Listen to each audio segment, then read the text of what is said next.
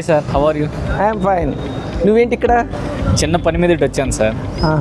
ఏం మరి వెళ్ళావా నువ్వు సైట్కి? అప్పుడు వెళ్తానన్నావు, సైట్కి వెళ్తానన్నావు, మళ్ళీ వెళ్ళినట్టు నాకేం ఇన్ఫర్మేషన్ ఇవ్వలేదు. వెళ్ళావా? వెళ్ళలేదు సార్, మా ఫ్రెండ్ అక్కడ బొక్క ఏం పెరగదు, వేస్ట్ అక్కడ పెట్టడం కూడా ఇదే. ఓ పని చేయి, బొక్క పెరగదు అంటున్నావు కదా, మీ ఫ్రెండ్ని తీసుకురా.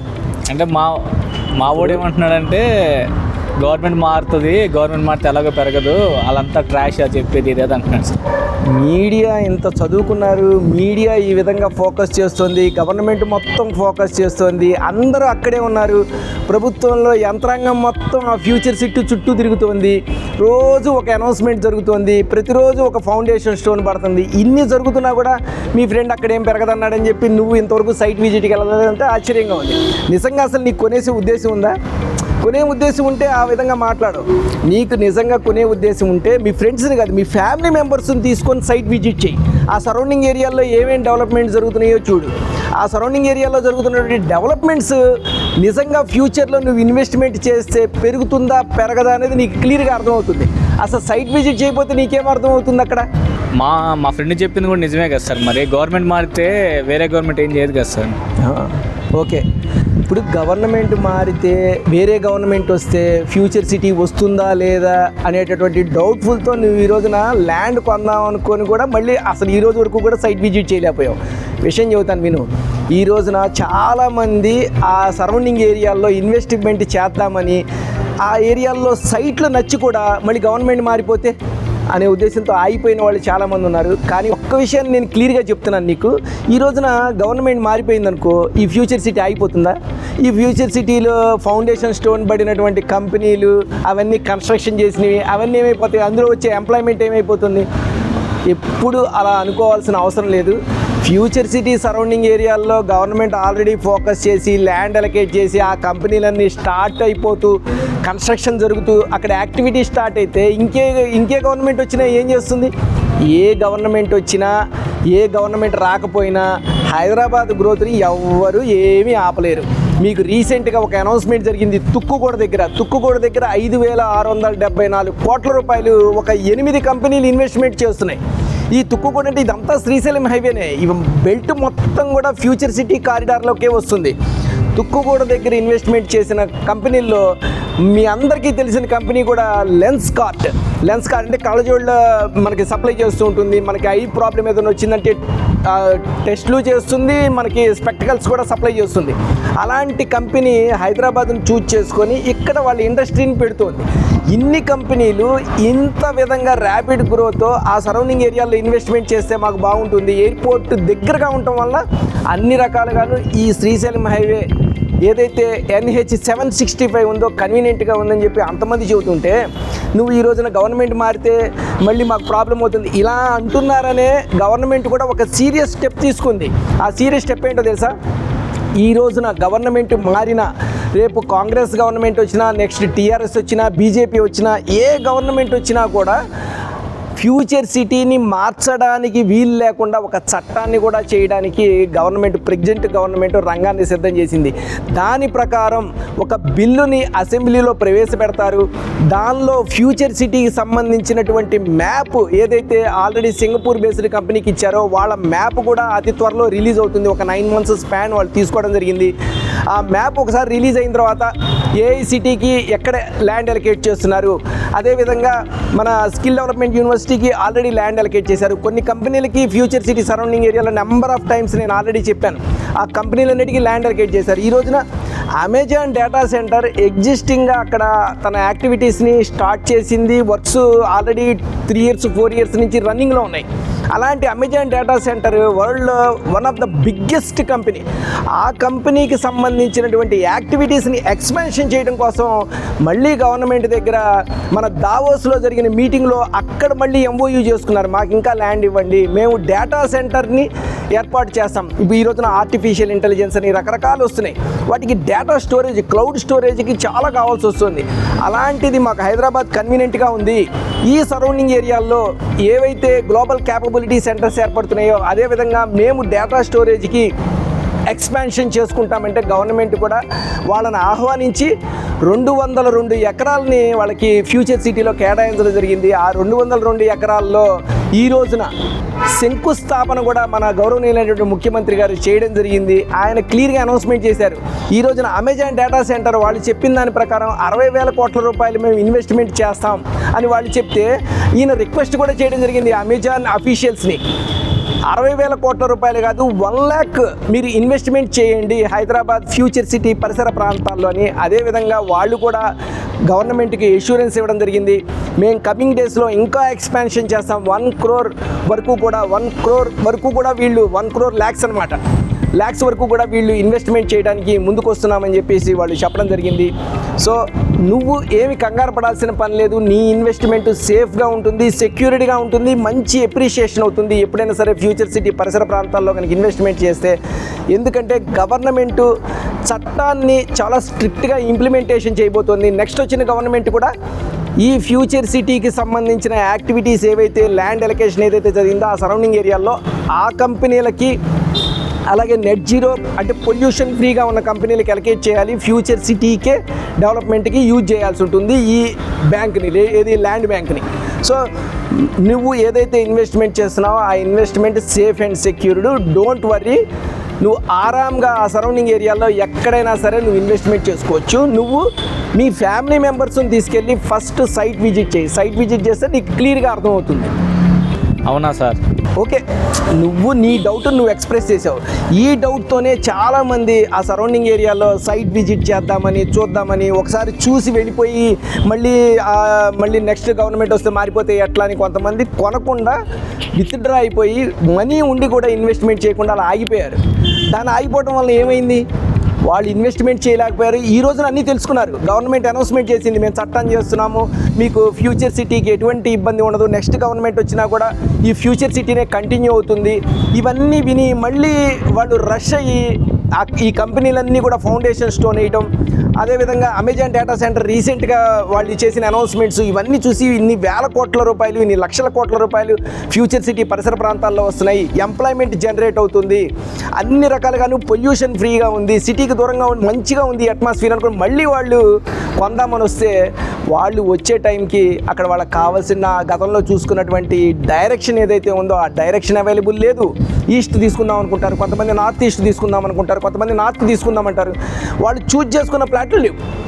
ఇప్పుడు చెప్పు, ఎప్పుడైనా సరే ఒక డెసిషన్ మనం తీసుకుందాం అన్నప్పుడు మన ఇండివిజువల్గా మనం కొంత ఆలోచించాలి.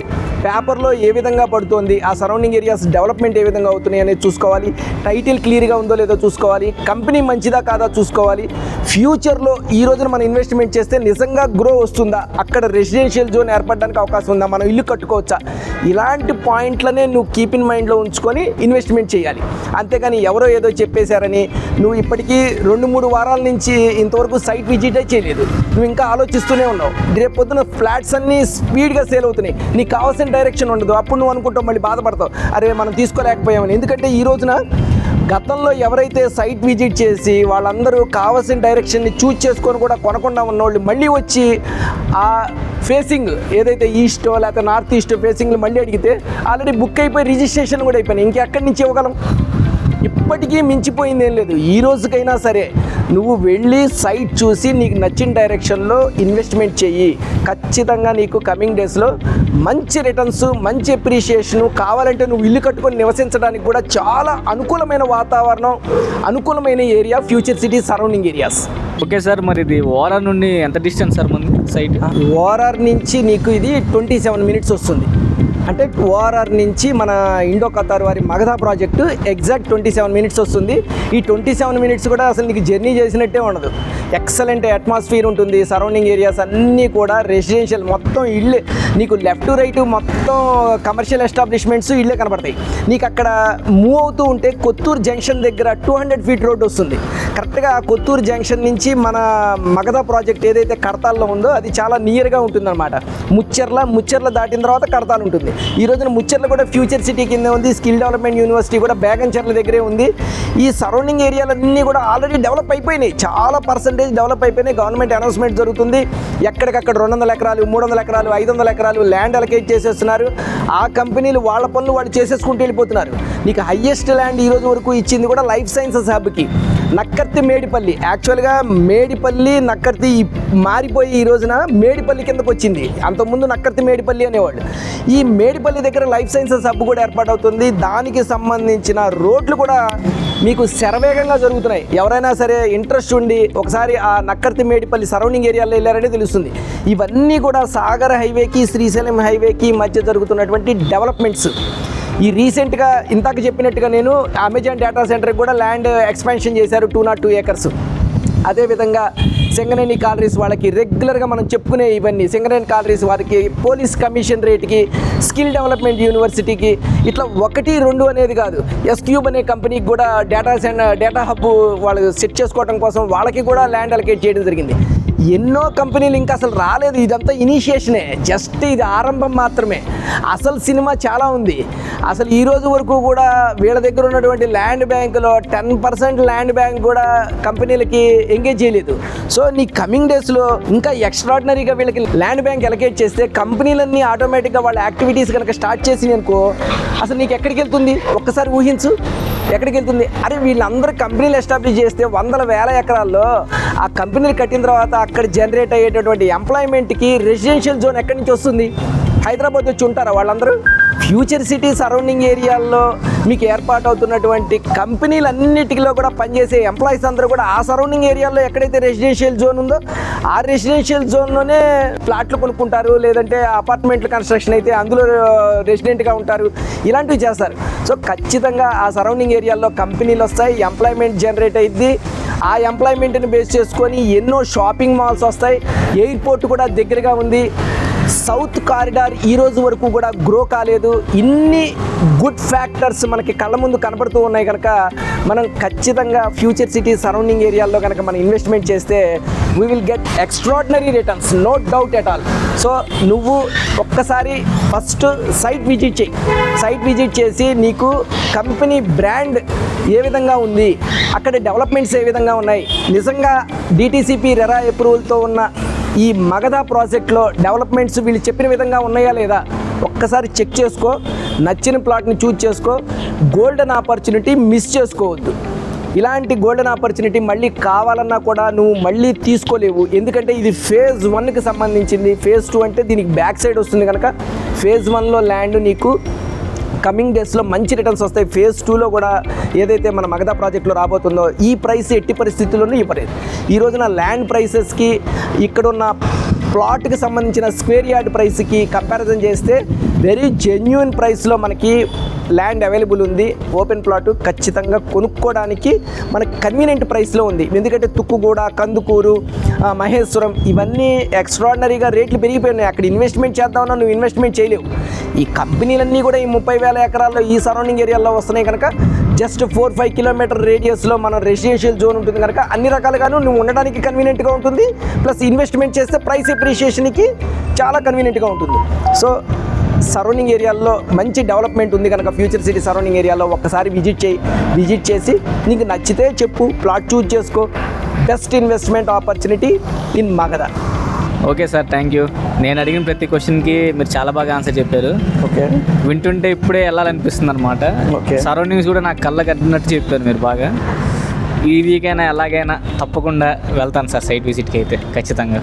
ఓకే, ఖచ్చితంగా నువ్వు సైట్ విజిట్ చెయ్యి. ఎందుకంటే 2-3 వారాల నుంచి ఇదిగో వెళ్తా అదిగో వెళ్తా అంటున్నావు. నువ్వు ఒక్కసారి కనుక సైట్ విజిట్ చేసావంటే నీకు ఆ సైట్ విజిట్ చేయడం కూడా శ్రీశైలం హైవే మీద నీకు రైట్ సైడ్ మైసిగండి అమ్మవారి టెంపుల్ ఉంటుంది. ఆ పక్కనే లేన్ ఉంటుంది. అది 40 feet 60 feet రోడ్డు పడబోతోంది కమింగ్ డేస్లో. దాని లోపలికి కనుక నువ్వు వెళ్ళావంటే జస్ట్ 1 kilometer లోపే మన మగధ ప్రాజెక్ట్ ఉంది. నువ్వు ఖచ్చితంగా సైట్ విజిట్ చేయి. విజిట్ చేసి చూసిన తర్వాత నువ్వు సైట్ డెవలప్మెంట్స్ ఏ విధంగా ఉన్నాయో కూడా చెప్పు. నీకు కావాల్సిన ప్లాట్ చూజ్ చేసుకో. అక్కడ మనకి సైట్ మేనేజర్ ఉంటాడు, నీకు అసిస్ట్ చేస్తాడు. అక్కడ మనకి రిసార్ట్ కూడా ఉంది. ప్రశాంతంగా రిసార్ట్ డెవలప్మెంట్స్ ఏమి ఉన్నాయి, ఎలా డెవలప్మెంట్స్ ఉన్నాయి ఏంటి అనేది కూడా చూడు.